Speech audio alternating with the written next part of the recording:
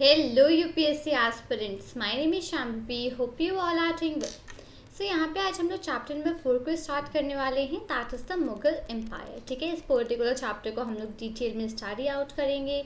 इसमें क्या क्या इंपॉर्टेंट चीज़ें हैं मैं सबको साथ में हाईलाइट करते हुए चलूँगी, तो आप वो चीज़ों को एक किसी रिस्पेक्टिव प्लेस पे नोट डाउन कर सकते हो या उनको आप भी मार्क आउट कर सकते हो अपनी बुक में. ठीक है, सो लेट्स स्टार्ट करते हैं यहाँ पे हम लोग चैप्टर नंबर 4 को. Okay, one second.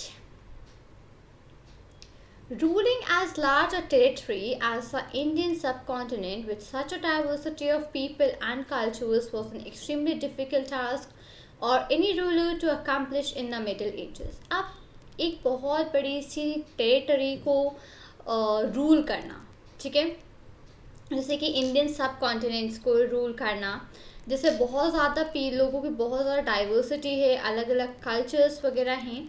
तो अब एक ऐसे सब कॉन्टिनेंट में रूल करना एक बहुत ही डिफ़िकल्ट टास्क है, राइट, किसी भी रूलर के लिए. तो ये एक काफ़ी ज़्यादा डिफ़िकल्ट टास्क है किसी पर्टिकुलर रूलर के लिए, एक ऐसी कंट्री में, एक ऐसे सब कॉन्टिनेंट में रूल करना जहाँ पे बहुत सारी डाइवर्सिटी हो लोगों की, बहुत सारे अलग अलग कल्चर्स हो.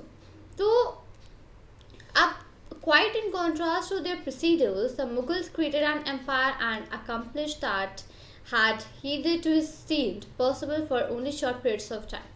तो अब अगर उनकी कॉन्ट्रास्ट में उनके पहले जो लोग थे उनकी बात करें, जो मुगल थे, उन्होंने इस एम्पायर को स्टार्ट किया था और उन्होंने इस पर्टिकुलर चीज़ को पूरा भी किया था कुछ इस तरीके से कि ये एक शॉर्ट पीरियड ऑफ टाइम, एक छोटे से टाइम पीरियड के लिए ये पॉसिबल था.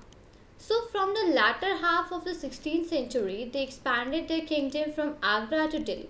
अब 16th century के हाफ में, मतलब कि 16th century के मिडिल में, उन्होंने अपने किंगडम को बढ़ाना, एक्सपैंड करना चालू किया आगरा से दिल्ली तक का. Until in the 17th century they controlled nearly all subcontinent. और 17th century तक उन्होंने nearly सारा का सारा जितना भी सब कॉन्टिनेंट था उसको पूरा कवर कर लिया था. They imposed structures of administration and ideas of governance that outlasted their rule.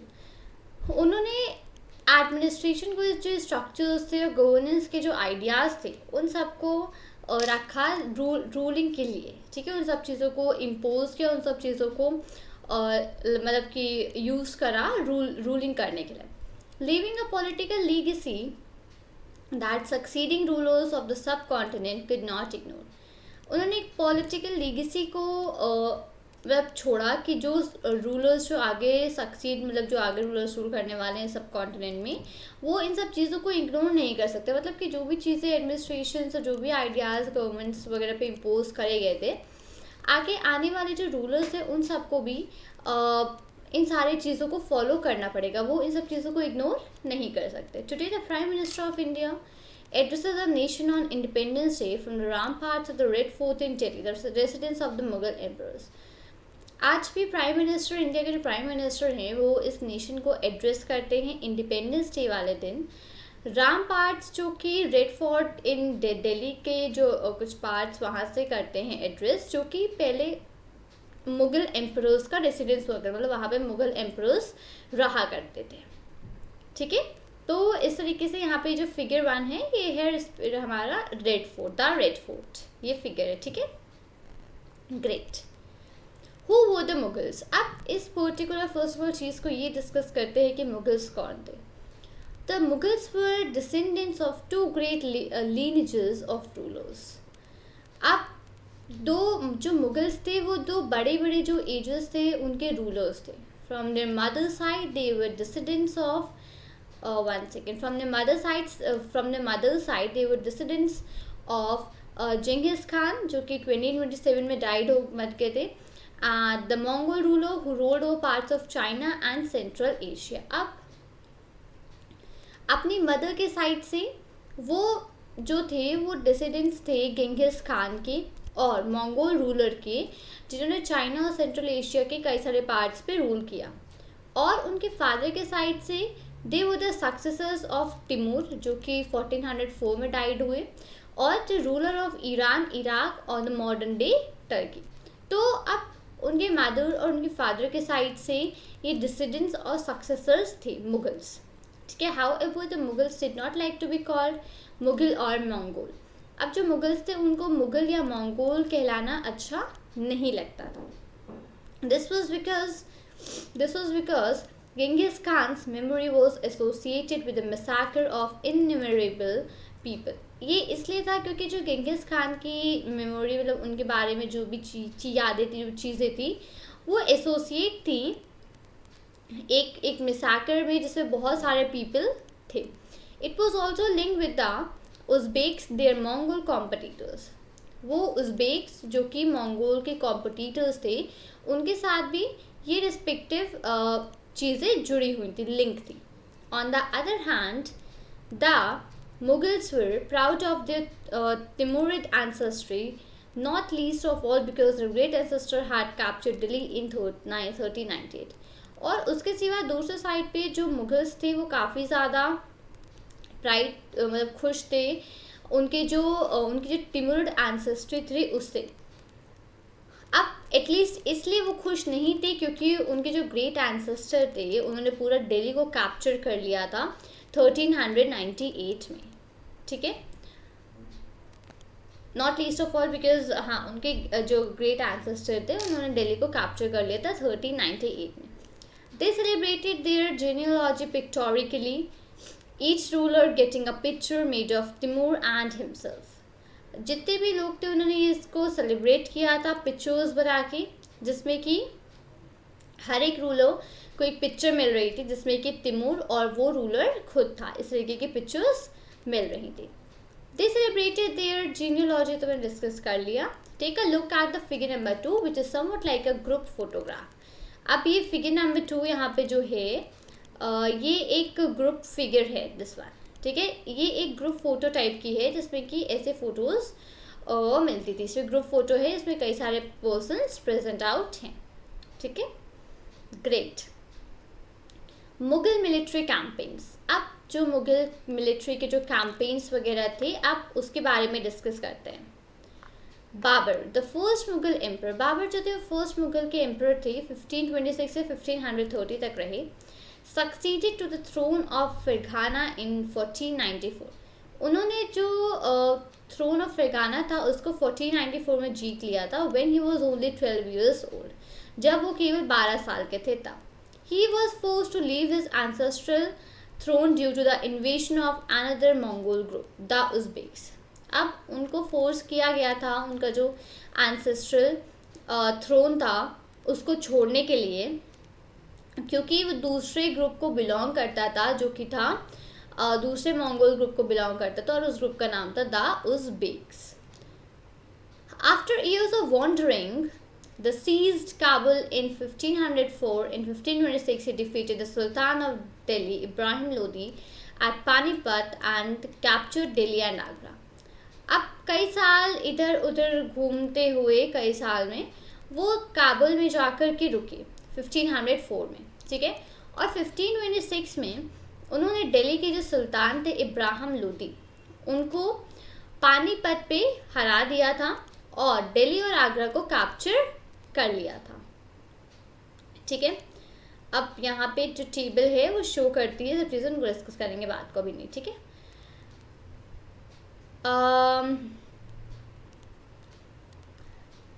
For example you will notice that the Afghans were an immediate threat to Mughal authority. अब यहाँ पे हम लोग तो वो टेबल डिस्कस करी थी, टेबल नंबर 1 जो प्रीवियस चैप्टर मैंने डिस्कस करी थी आपके साथ. वहाँ पे हम लोगों ने देखा था किस तरीके से जो मुगल्स वगैरह के बारे में स्टडी और किस तरीके के कैंपेन्स वगैरह थे. राइट. तो यहाँ पे 1 सेकेंड सॉरी इस पर्टिकुलर टेबल की यहाँ पे बात हो रही है. ये जो टेबल यहाँ पे प्रेजेंट है मुगल एम्परर्स, इसमें जो मेजर कैंपेन्स और इवेंट्स वगैरह जब भी जो भी इवेंट्स चलाए गए, जो भी कैंपेन्स वगैरह थे वो सारे के सारे यहाँ पर मेंशन आउट हैं. ठीक है. तो यहाँ पे जो भी यहाँ पे जैसे कि study it carefully and see if you can notice any long term pattern. अब यहाँ पे इसको स्टडी आउट करें और आप ये देखें कि क्या आपको यहाँ पे कोई लॉन्ग टर्म पैटर्न दिख रहा है. You will notice, for example, that the Afghans were an immediate threat to Mughal authority. अब आप इसको यहाँ पे अगर नोटिस करोगे तो आप ये देखोगे कि जो अफगान्स थे, ठीक है, वो एक इमीडिएट थ्रेट थे मुगल अथॉरिटी के लिए। Note relationship between the Mughals and the Ahoms. Mughal और अहोम्स के बीच में यहाँ पे जो रिलेशनशिप है उसको आप यहाँ पे नोट डाउन करें। अब इसके बारे में चैप्टर नंबर 7 में भी आगे डिटेल में पढ़ेंगे, ठीक है। द सिक्स एंड मेवर एंड मारवर, और जो रिलेशनशिप सिक्स, मेवर और मारवर के बीच में है उनको भी नोटिस करें। How was हुमायूं's relationship with Safavid Iran different from Akbar's? अब हुमायूं की जो रिलेशनशिप थी सफ़ाविद ईरान से, वो अकबर से कैसे डिफरेंट थी? Did the annexation of Golconda and Bijapur in Aurangzeb's reign end hostilities in the Deccan? ठीक है, इसको हम लोग देख लेंगे, मतलब डिस्कस कर लेंगे फर्दर आगे, ठीक है। आप इस टेबल को पढ़ते जो कि यहाँ पे दी हुई है, मुगल एम्परर्स, मेजर कैंपेन्स और जो इवेंट स्टार्ट किए गए उनके बारे में। अब पहले मैं बता दूँ कि ये टेबल बहुत इंपॉर्टेंट है, ठीक है। सो मेक श्योर कि यू रिमेंबर दिस टेबल और पूरा इसको डिटेल में पढ़िएगा। बाबर 1526 से 1530। 1526 से उन्होंने 1526 में बाबर ने इब्राहिम लोदी को डिफीट किया और अफ़गान के सपोर्टर्स जो और अफ़गान को सपोर्ट किया पानीपत पे, ठीक है। और उन्होंने अफ़गान के जो सपोर्टर्स थे उनको पानीपत पे डिफीट किया, ठीक है। 1527 defeated Rana Sanga, Rajput rulers and allies at Khanwa. 1527 में राणा संगा को डिफीट किया और जो राजपूत रूलर्स थे उनको डिफीट किया। 1528 डिफीटेड राजपूत एट चंदेरी। 1528 में चंदेरी में जो राजपूत थे उनको हराया, उनको डिफीट किया। Established control over Agra and Delhi before his death, और उनकी डेथ के पहले आगरा और दिल्ली में अपना पूरा कंट्रोल इस्टेब्लिश कर लिया द बाबर ने, ठीक है।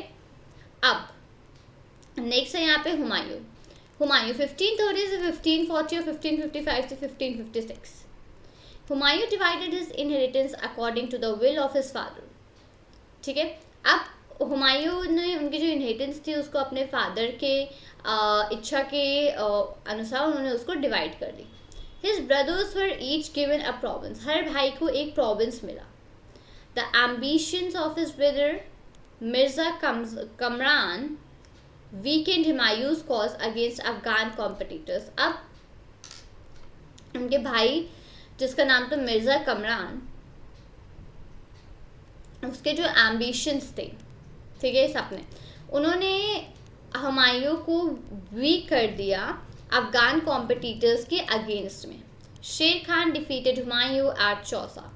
1539 में शेर खान ने हुमायूं को डिफीट किया चौसा पे एंड कन्नौज में, forcing him to flee to Iran, और फोर्स किया कि वो यहाँ से ईरान चला जाए। In Iran Humayun received him from the Safavid shah. Iran में हुमायूं ने हेल्प रिसीव करी, उनको मदद करी सफ़ाविद शाह ने।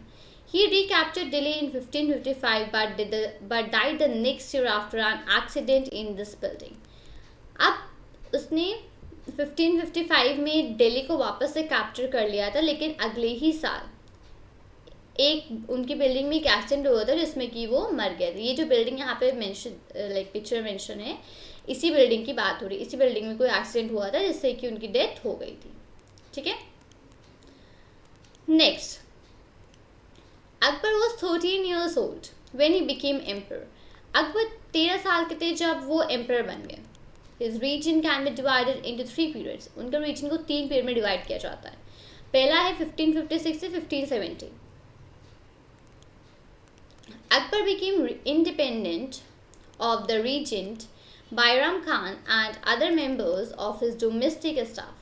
अकबर जो थे वो इंडिपेंडेंट हो गए रेजेंट बैरम खान के, और जो उनके डोमेस्टिक स्टाफ वगैरह थे और भी जो उनके मेंबर्स थे सबसे इंडिपेंडेंट हो गए। Military campaigns were launched against the Suris and other Afghans. Suris और दूसरे जो अफगान्स वगैरह थे उनके अगेंस्ट मिलिट्री के कैंपेन्स लॉन्च किए गए थे against the neighbouring kingdoms of Malwa and Gondwana. और जो नेबरिंग किंगडम्स थे मलवा और गोंडवाना के, उनके लिए भी मिलिट्री कैंपेन्स को लॉन्च किया गया था। And to suppress the revolt of his half brother Mirza Hakim and the Uzbeks. और जो उनका रिवोल्ट था उनके हाफ ब्रदर मिर्ज़ा हकीम का, उन सब चीज़ों के लिए, उन सबको फुलफिल करने के लिए, उन सब चीज़ों के लिए ये मिलिट्री कैंपेन्स वगैरह लॉन्च किए गए थे. In 1568, the Sisodia capital of Chittor was seized, and in 1569, Ranthambore. अब 1568 में उन्होंने सिसोदिया कैपिटल ऑफ चित्तौड़ को सीज किया और 1569 में रणथाम्बोर को सीज किया. अब 1570 से 1585 तक का सफ़र बढ़ते हैं. Military campaigns in Gujarat were followed by campaigns in the east of Bihar. Military campaigns जो कि गुजरात में थे वो चलाए गए और उसी के साथ साथ ईस्ट बिहार में भी कैंपेन्स वगैरह चलाए गए. बंगाल एंड उड़ीसा में भी सारे कैंपेन्स रन किए गए. These campaigns were complicated by the 1579 to 1580 revolt in support of Mirza Hakim. इन कैंपेन्स वगैरह को चलाया जा रहा था रिवॉल्ट के लिए सपोर्ट में मिर्ज़ा हकीम के लिए 1579 से 1580 तक के. अब थर्ड है जो वह है 1585 से 1605 तक. Expansion of Akbar's empire. Akbar का जो एम्पायर था उसका एक्सपेंशन, उसको धीमे धीमे बढ़ाया. कैंपेन्स पर launch in the north west में कैंपेन्स को लॉन्च किया. Kandahar was seized from the Safavids. Kandahar को सफाविद्स से सीज कर दिया गया. कश्मीर और काबुल को भी, ठीक है, मिर्ज़ा हकीम की डेथ के बाद इन सब चीज़ों को सीज कर दिया गया. Campaigns in the Deccan started, and Berar, Khandesh and parts of Ahmednagar were annexed. ठीक है, तो ये जो जितने भी कैंपेन्स है डेक्कन वगैरह में स्टार्ट कर दिए गए. In the last year of his reign, Akbar was distracted by the rebellion of Prince Salim, the future Emperor Jahangir. अब अपने कुछ आखिरी सालों में उस रीजन के अकबर जो थे वो काफ़ी डिस्ट्रैक्ट हो गए थे प्रिंस सलीम से, जो कि फ्यूचर में एम्परर जहांगीर बने. उनसे काफ़ी ज़्यादा डिस्ट्रैक्टेड हो गए थे. ठीक है, यहाँ पे स्टडी आउट कर लिया था ये मुग़ल एम्परर के बारे में. ठीक है, मुग़ल एम्परर्स वाले टेबल को हम लोग स्टडी कर रहे थे, तो हम लोगों ने इसमें स्टडी किया था बाबर के बारे में, हुमायूं और फिर अकबर के बारे में. अब यहाँ पे हम लोग स्टार्ट करेंगे जहांगीर टॉपिक से. ठीक है, जहांगीर 1605 से 1627. Military campaign started by Akbar continued. अब यहाँ पे जो भी मिलिट्री कैंपेन्स अकबर ने स्टार्ट करे थे उन सबको कंटिन्यू करा गया. The Sisodiya ruler of Mewar Amar Singh accepted Mughal service. तो जो मेवर के जो सिसोदिया रूलर थे अमर सिंह, उन्होंने मुगल सर्विसेज को एक्सेप्ट कर लिया. Less successful campaigns against the Sikhs, the Ahoms and the Ahmednagar followed. थोड़े बहुत जो कैंपेन्स थे वो थोड़े बहुत सक्सेसफुल हुए सिक्स के अगेंस्ट, अहोम्स और अहमदनगर के अगेंस्ट कुछ कैंपेन थे जो कि सक्सेसफुल हुए. Prince Khurram, the future emperor Shah Jahan, rebelled in the last year of his reign. Prince जो थे जिनका नाम था खुर्रम, वो फ्यूचर एम्परर थे शाहजहां. उन्होंने लास्ट ईयर में उनके रीजन में उन्होंने लड़ाई लड़ी. The efforts of Nur Jahan, Jahangir wife to marginalise him were unsuccessful. तो ये जो नूरजहां जो कि जहांगीर की वाइफ थी, जहांगीर को मार्जिनलाइज मतलब कि और ज़्यादा चीज़ें कवर अप करने के लिए जो भी उनके प्रयास थे वो अनसक्सेसफुल रहे थे. शाहजहां 1627 से 1658. Mughal campaigns continued in the Deccan under Shah Jahan. Mughal campaign जो थे वो डेक्कन में कंटिन्यू करे गए शाहजहां के अंडर में. द अफगान नोबल खान जहान Lodi rebelled and was defeated. तो जो अफगान जो नोबल खान थे जहां लोदी, उन्होंने लड़ाई लड़ी और वो डिफीट हो गए थे. ठीक है, कैंपेन्स पर लॉन्च अगेंस्ट अहमदनगर के अगेंस्ट कैंपेन्स को लॉन्च किया गया. ठीक है, the Bundelas were defeated and Orchha seized. Bundelas हरा दिए गए थे और ओरछा को सीज कर दिया गया था. In the north west the campaign to seize Balkh from the Uzbeks was unsuccessful. अब नॉर्थ वेस्ट में जो कैंपेन था जिसमें कि बलख को सीज करने का उज़्बेक से, वो अनसक्सेसफुल था और कंदाहर को सफाविद्स ने लॉस्ट कर दिया था. कंधावर was lost to Safavids. ठीक है, in 1632 Ahmednagar was finally annexed and the Bijapur forces sued to peace. अब अहमदनगर फाइनली 1632 में अहमदनगर फाइनली अनेक्स हो गया था और बिरजापुर जो फोर्सेस थी वो आराम से मतलब उनको पीस में चली गई थी, suit for piece. In 1657 to 1658, there was conflict over succession among Shah Jahan's son Aurangzeb and Victorious and his three brothers, including Dara Shikoh, were killed. अब वहाँ पे एक लड़ाई एक कॉन्फ्लिक्ट हो गई थी सक्सेशन में, जो कि शाहजहाँ के बेटों के बीच में हो गई थी. औरंगज़ेब जो था वो जीता था और उसके 3 ब्रदर्स इंक्लूडिंग दारा शिकोह वो मार दिए गए थे. Shah Jahan was imprisoned for the rest of his life in Agra, और उनकी आगे की पूरी लाइफ के लिए उनको आगरा में प्रिजन में डाल दिया गया था, जेल में. ठीक है. औरंगज़ेब 1658 से 1707. In the northeast, the Ahoms was defeated in 1663. अब 1663 में और नॉर्थ ईस्ट में अहोम्स को डिफीट कर दिया गया था, हरा दिया गया था. But rebelled again in 1680s. लेकिन वापस उन्होंने 1680s में वापस से लड़ाई लड़ी. Campaigns in the north waste against the Yousafzai and the Sikhs were temporarily successful. Campaigns जो थे नॉर्थ वेस्ट में, जो कि यूसुफजई और सिक्स के अगेंस्ट थे, वो टेम्पररी सक्सेसफुल थे. Mughal intervention in the succession and internal politics of the Rathore Rajputs of Marwar led to the rebellion. अब यहाँ पे जो मुगल के जो इंटरवेंशंस थे जो कि मरवाड़ में थे, उनसे उसमें रिबेलियन मतलब लेड टू द उनकी लड़ाई हो गई. कैंपेन्स जो थे वो मराठा चीफ जो कि शिवाजी थे उनके अगेंस्ट में थे और वो कम सक्सेसफुल रहे थे. But Aurangzeb insulted Shivaji who escaped from Agra. लेकिन औरंगज़ेब ने शिवाजी को इंसल्ट कर दिया जो कि आगरा से एस्केप हो गए थे, मतलब चले गए थे. औरंगज़ेब अच्छा ठीक है declared himself an independent king and resumed his campaigns against the Mughals. उन्होंने शिवाजी को इंसल्ट किया और खुद को एक इंडिपेंडेंट किंग डिक्लेयर करके कैंपेन्स वगैरह को वापस स्टार्ट कर दिया मुगल्स में. ठीक है, मुगल्स के अगेंस्ट के लिए. Prince Akbar rebelled against Aurangzeb and received support from the Marathas and the Deccan Sultanate. Prince Akbar जो थे उन्होंने औरंगज़ेब के अगेंस्ट लड़ाई करी थी और रिसीव किया था सपोर्ट काफ़ी मराठास से और दिल्ली सल्तनत से.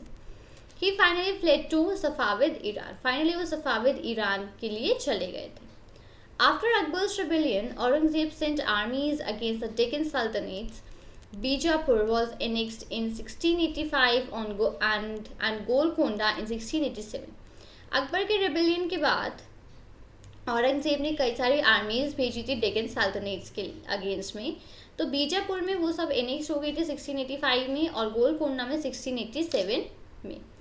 So from 1698 Aurangzeb personally managed campaigns in the Deccan against the Marathas who started guerrilla warfare. तो 1968 में औरंगज़ेब ने पर्सनली सारे कैंपेन्स को मैनेज किया था डेक्कन में जो कि मराठास के अगेंस्ट में थे और उन्होंने स्टार्ट कर दिया था और वहाँ पे warfare. Aurangzeb also had to face the rebellion in north India of the Sikhs. Aurangzeb को नॉर्थ इंडिया के जो सिक्स थे उनका रिबेलियन भी फेस करना पड़ा. जट्स and सतनामीज in the northeast of the Ahoms and in the Deccan of the Marathas. His death was followed by a succession conflict among his sons. उनकी जो डेथ हुई थी उसमें मतलब उनके जो बेटे वगैरह थे उन सन्स के बीच में लड़ाई हो गई थी, उसी में उनकी डेथ हो गई थी. ठीक है, ग्रेट. तो यहाँ पे हम लोगों ने कई सारे मुगल एम्परर्स के बारे में पढ़ा जैसे कि बाबर, हुमायूं, अकबर, जहांगीर, शाहजहाँ और औरंगज़ेब. ठीक है, इन सारे के सारे हम लोगों ने यहाँ पे मुगल एम्परर्स के बारे में काफ़ी डिटेल में स्टडी आउट किया. अब हम लोग बढ़ते हैं यहाँ पर आगे. Mughal traditions of succession. The Mughals did not believe in the rule of primogeniture where the eldest son inherited his father's estate. Mughals जो थे वो इस रूल में बिलीव नहीं करते थे जो कि प्राइमोजेनिचर का रूल था. इसमें क्या था, ये रूल था कि जो बड़ा बेटा है वो फादर के ईस्ट जो जहाँ पे फादर रूल करते थे उसी में उनके बाद उनका जो बड़ा बेटा है वो रूल करने लगेगा. इस चीज़ में मुगल्स बिलीव नहीं करते थे. Instead they followed the Mughal and Timurid custom of coparcenary inheritance और division of the inheritance amongst all the sons. तो वो लोग जो मुगल्स थे वो ये मुग़ल और या फिर तिमूरिद कस्टम को फॉलो करते थे, जिसमें कि और जितने भी उनके बेटे होते थे सबके पास इक्वली डिवाइड कर दिया जाता था। ठीक है, follow the highlighted passages in table 1 and note the evidence for rebellions of Mughal princess. अब ये सारी चीज़ें आप इसको एक बार अपने आप ट्राई आउट करिएगा। ठीक है, Mughal relations with other rulers. अब दूसरे रूलर्स थे उनके साथ मुगल के क्या रिलेशंस थे उनको देखते हैं।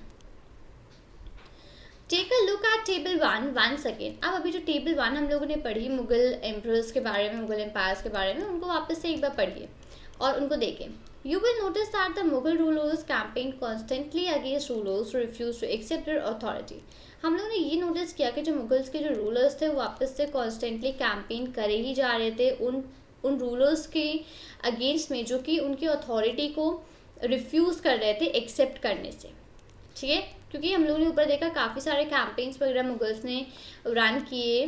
ठीक है, तो उसमें जो भी रूलर्स थे जो उनकी चीज़ों को एक्सेप्ट नहीं कर रहे थे तो उनके अगेंस्ट वो कैंपेन्स रन करे ही जा रहे थे। But as the Mughals became powerful many other rulers also joined them voluntarily. अब जैसे कि मुगल्स धीमे धीमे पावरफुल बनते गए उसी तरीके से और भी जो रूलर्स थे वो सब भी मुगल्स को ज्वाइन करते गए। The Rajputs are a good example of this. अब एग्जाम्पल कौन से रूलर्स ज्वाइन करते हैं, तो इसका सबसे अच्छे एग्जाम्पल है राजपूत्स। तो जैसे जैसे मुगल्स पावरफुल बनते गए धीमे धीमे राजपूत्स वगैरह उनको ज्वाइन करते गए। Many of them married their daughters into Mughal families. कई सारे लोगों ने उनकी डॉटर्स को मुगल फैमिलीज में मैरी कर लिया एंड रिसीव्ड हाई पोजीशंस, और हाई पोजीशंस रिसीव की। But many resisted as well, और कई सारे लोगों ने नहीं भी की। तो that depends, right? The Sisodia Rajputs of Mewar refused to accept Mughal authority for long time. अब मेवाड़ के जो सिसोदिया राजपूत्स थे उन्होंने मना कर दिया कि वो काफ़ी लंबे समय तक के लिए मुगल अथॉरिटी को एक्सेप्ट नहीं करेंगे। उन्होंने मना कर दिया इस चीज़ को। Once defeated, however, they were honorably treated by the Mughals. अब एक बार हराए जाने के बाद उनको मुगल्स ने बहुत बुरी तरीके से उनको ट्रीट किया। Given their lands back as assignments, उन्होंने उनके लैंड्स को वापस से उनको असाइनमेंट्स के तरीके से वापस कर दिया। ठीक है, the careful balance between defeating but not humiliating their opponents enable the Mughals to extend their influence over many kings and chieftains. अब उनका मुगल्स में एक सबसे ये चीज़ थी कि उनके जो किंग्स वगैरह मतलब दूसरे रूलर्स के साथ इतने अच्छे रिलेशंस क्यों हो गए थे। एक रीज़न था क्योंकि किसी को मतलब मान लीजिए उन्होंने किसी को डिफीट किया तो उसके बाद वो डिफीट करने के बाद किसी पर्सन को ह्यूमिलिएट नहीं करते थे। ठीक है, तो हराने के बाद भी वो उस पर्सन को ह्यूमिलिएट नहीं करते थे। जैसे कि यहाँ पे अभी देखा कि जो मुगल्स थे वो काफ़ी अच्छे से ट्रीट करते, जैसे सिसोदिया राजपूत्स को डिफीट करा था मुगल्स ने। उसके सिवा भी उन्होंने उनके लैंड्स वगैरह उनके जो असाइनमेंट्स वगैरह थे सब उनको वापस कर दिए थे उनको हराने के बाद भी। तो ये एक फैक्टर था कि जिस वजह से मुगल्स का जो भी रिलेशनशिप थी दूसरे रूलर्स के साथ, दूसरे चीफ्टियंस के साथ, वो काफ़ी अच्छे थे क्योंकि वो डिफीट करने के बाद भी किसी पर्सन को ह्यूमिलिएट नहीं करते थे इस रीज़न की वजह से। But it was difficult to keep this balance all the time. अब ये जनरली ये चीज़ होती थी लेकिन हर टाइम इस चीज़ को बैलेंस में रखना ये आसान नहीं था। Look at table 1 again. Note that Aurangzeb insulted Shivaji when he came to accept Mughal authority. अब यहाँ पे टेबल 1 में हम लोगों ने राइट अवे देखा था पहले कि औरंगज़ेब ने शिवाजी का इंसल्ट किया था। राइट, जब वो वापस से मुगल अथॉरिटी को एक्सेप्ट करने आए थे तब उन्होंने शिवाजी की इंसल्ट करी थी। ये ऊपर हम लोगों ने पढ़ा था मुगल एम्पायर में। मैं दिखाती हूँ कहाँ पे पढ़ा था, 1 सेकेंड। ठीक है, ये इस प्लेस पे था कि but Aurangzeb insulted Shivaji who escaped from Agra, declared himself an independent king and resumed his campaigns against the Mughals. ठीक है, ये लाइन हम लोगों ने यहाँ पे पढ़ा था। तो इसी के कॉन्टेक्स्ट में नीचे बात हो रही है कि जब शिवाजी वापस से आए थे तो औरंगज़ेब ने उनको इंसल्ट किया था। ओके ग्रेट, ठीक है, फाइन। तो यहाँ पे अब ये सारी चीज़ें जो हैं ये सारी चीज़ें काफ़ी अफेक्ट कर रही थी, सारी चीज़ें काफ़ी इम्पॉर्टेंट हो रही थी। ठीक है, फर्दर एक सेकेंड, यहाँ पे मुगल मैरिजेस विद द राजपूत्स। अभी हम लोगों ने देखा था कि जो मुगल्स थे वो राजपूत्स की फैमिलीज वगैरह राजपूत की डॉटर से मैरी कर लेते थे। So the mother of Jahangir was a Kachhwaha princess. अब जहांगीर की जो मदर थी वो एक कच्छवाहा प्रिंसेस थी, जो कि डॉटर थी राजपूत रूलर जिनका नाम था अम्बेर, ठीक है, उनकी डॉटर थी। The mother of Shah Jahan was a Rathore princess, daughter of the Rajput ruler of Marwar. और शाहजहां की जो मदर थी वो भी एक राठौर प्रिंसेस थी, जो कि राजपूत रूलर ऑफ मारवाड़ की डॉटर थी। तो जनरली यहाँ पे जो चीज़ लिखी थी कि many of the married their daughters into Mughal families and received high positions. तो जो राजपूत थे वो अपनी जो भी बेटियाँ होती थी उनकी मैरिज मुगल फैमिलीज में कर देते थे और उससे उनको हाई पोजीशन रिसीव हो जाती थी मुगल फैमिलीज में, ठीक है, ग्रेट, फाइन।